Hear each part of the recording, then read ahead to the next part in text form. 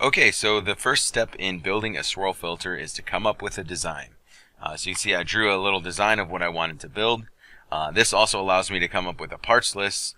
So when I go to Home Depot, I know all the things that I need to purchase, everything from PVC sizes to different couplings, and then also made a list of the tools that I'll need to complete the project. Today we're going to build this swirl filter. So we've laid out all the parts for the swirl filter, different sizes. PVC, we've got our buckets. This is going to be our main casing for the swirl filter. We're going to use this. This is like a skimmer pool basket thing in the middle. That's going to kind of act as an additional barrier for solids. So we've got everything laid out. We've got our PVC cement and PVC cleaner. We've got our hole saws. We've got our drill, and we should be good to go. First things first, drill into the side of that. So we've got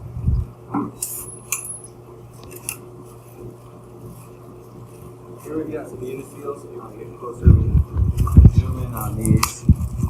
This is a uniseal. So this is looks like it's 1/2 inch. So once we drill into the bucket, we can put our 1/2 inch pipe through there, and it'll seal off on the bucket. So we got 1/2 inch. We also have our 3/4 inch for the 3/4 inch pipe. We've got a ball valve. This is going to be for draining our solids that collect on the bottom. And then just to show you, we do have some bulkheads. This is another option if you didn't want to use a uniseal. Bulkhead, same thing. You drill in with a hole saw, and if I can get this off.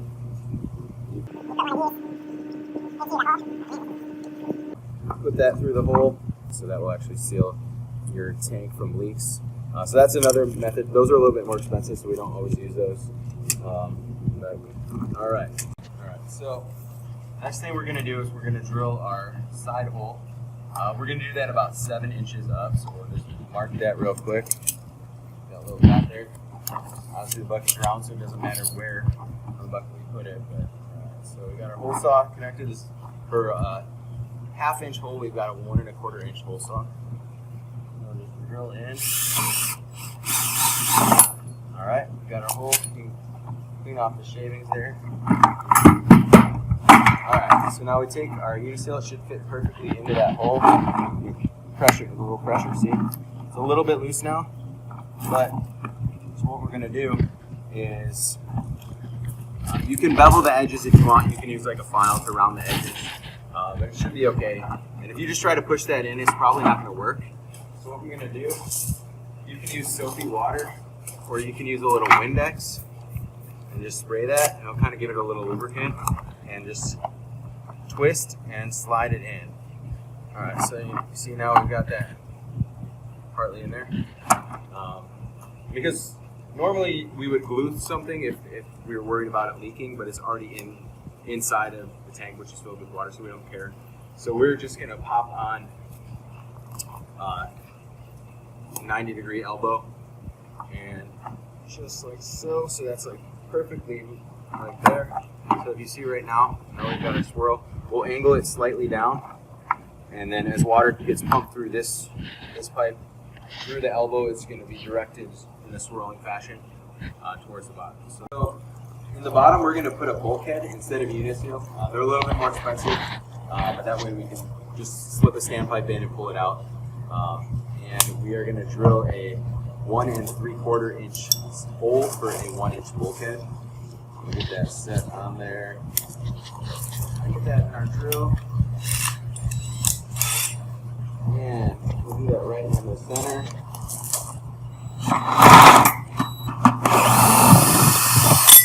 And there we go. Pull that out. We'll take our bulkhead and slide that through the bottom. So you got the bulkhead in there. Alright, and we'll put that back upside down or sideways. We'll put on our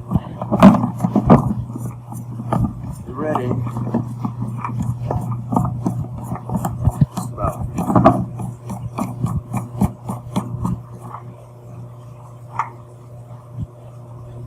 Use that as tight as you can possibly get it. Alright, so there's that. So Alright, so that's good to go. Okay, so we've cut our PVC. This is going to be our standpipe. We've cut that, or measured that to 10 inches. I'm going to have Chris go ahead and line that up. And so pull the pipe against that thing. So when Chris is doing this, like one thing you can do, without pulling the trigger, you can just slide this down. And if the saw hits where you want to cut, that's the right spot. So he'll hold that tight against there. And then he'll pull down.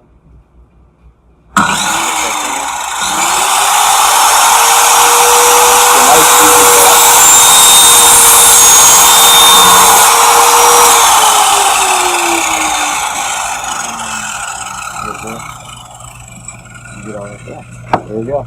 So we got our 10-inch standpipe. And alright, we're on to the next step. Cool. Alright, so now we got our basic design of a swirl filter. So we're going to add a little extra element to make this function a little bit better. So what we're going to do is we've got, as I mentioned, we've got this little cool basket skimmer thing. We're going to actually slide this over the top of the pipe, so we're going to cut a hole in this. And then we're going to actually set this right into the lid, which should work pretty well. So, alright, so we need to drill a 1-inch hole. 1 inch is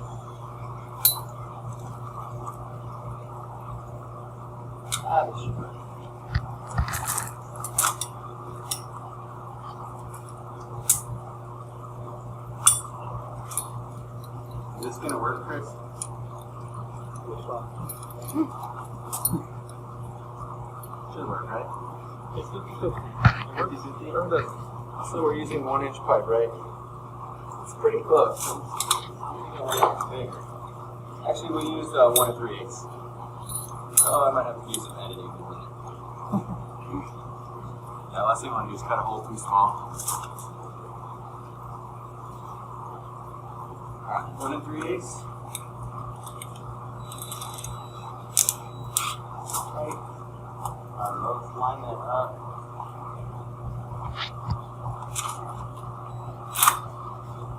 That'd be a little harder than I wanted.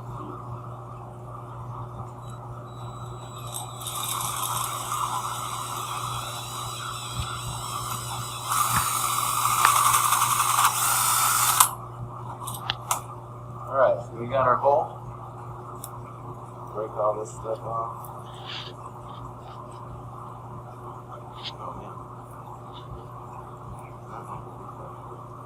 Alright, and this should be able to slide right over our pipe, which it does. So there we go. So now you can cut it. We traced this on our lid, because we're going to actually rest this on the lid. So I'm going to cut that out with a razor blade to attempt to, I guess. Alright, so we're going to go about a 1/4 of an inch inside. We cut a little hole, we're going to switch to these wire snippers. That'll be a lot easier. And we're just going to cut it. Following that circle as our guide, about a 1/4 inch inside of the circle.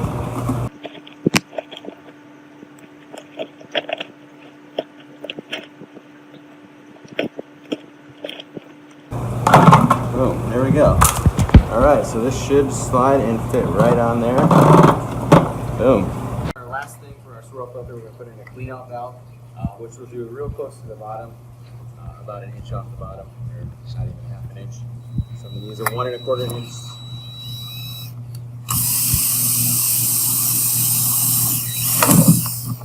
Sometimes I like to go in reverse. That way it doesn't get stuck in there. It just saves some kind of time. Alright, so then we've got another 1/2 inch uniseal. Pop that bad boy in. And we've got 1/2 inch pipe again. So we need to go cut, right? Let's go cut this real quick. We're going to put on our clean out valve. So we're just going to use some PVC to do that. We've got our PVC cleaner. And let that dry. Put some also inside here.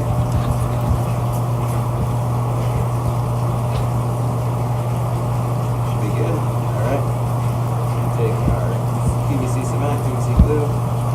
Nice. We're going to make sure you go all the way around. Put it inside. I'm going to slide that on.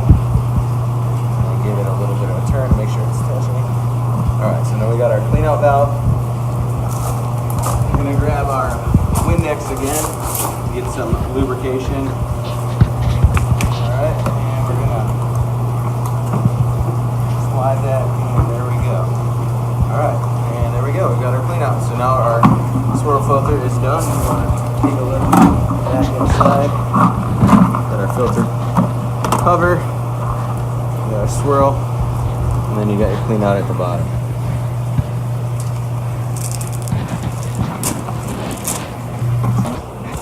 There we go. So this is our swirl filter.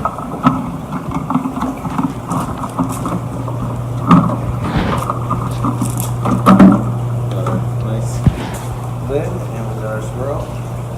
Now we can connect this to a system. We can connect our pipe from the bottom. We can drain this into our grow bed or wherever we want to put it. But yeah, that's my design on the swirl filter.